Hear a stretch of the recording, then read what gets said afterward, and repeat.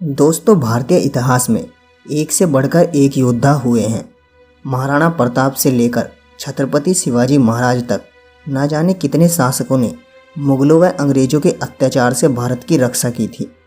लेकिन केवल पुरुष शासक ही नहीं, बल्कि महिला शासकों ने भी अपने साहस और जज्बे से इस देश की रक्षा की थी।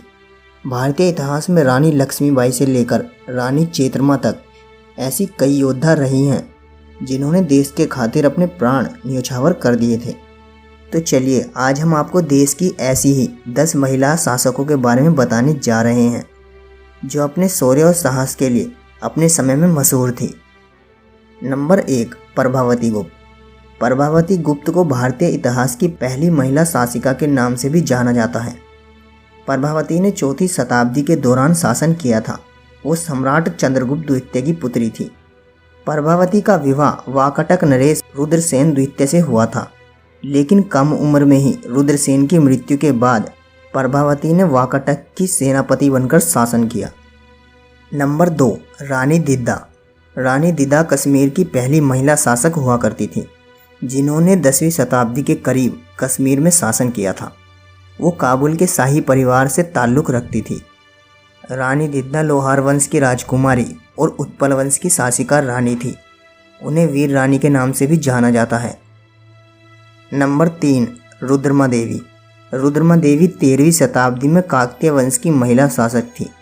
रुद्रमा देवी की सबसे खास बात यह थी कि उन्होंने अपने शासनकाल में समाज के निचले तबके के लोगों को अपनी सेना में भर्ती किया और उन्हें सम्मान दिया। रुद्रमा देवी ने पूर्व गंग व यादव राजाओं से युद्ध लड़ा था और विजय प्राप्त की थी।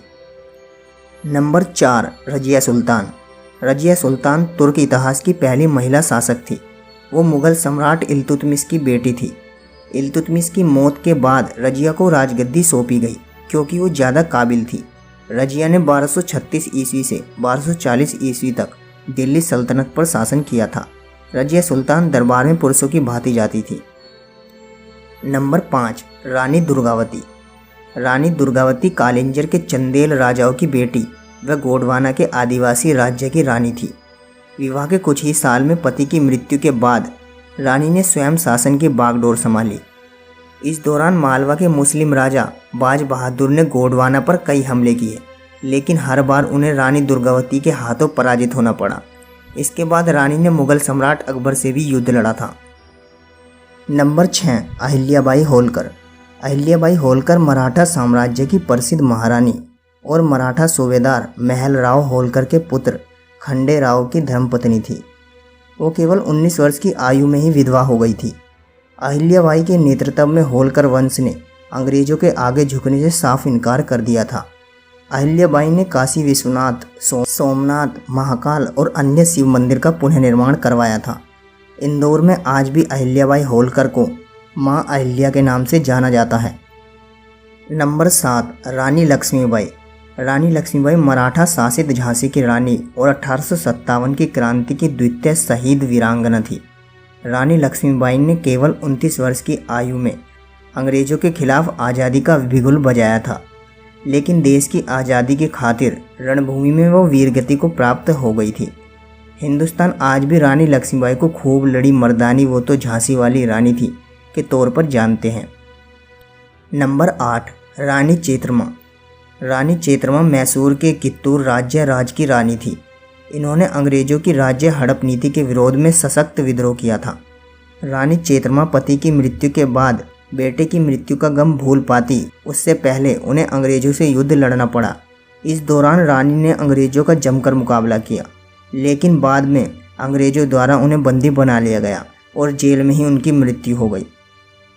नंबर 9, बेगम हजरत महल। बेगम हजरत महल अवध के नवाब वाजिद अली शाह की पत्नी थी। इनके माता पिता ने इन्हें एक तवायफ खाने में बेच दिया था। जब नवाब वाजिद अली ने हजरत महल को देखा तो उनकी खूबसूरती देख उनसे शादी कर बेगम बना लिया।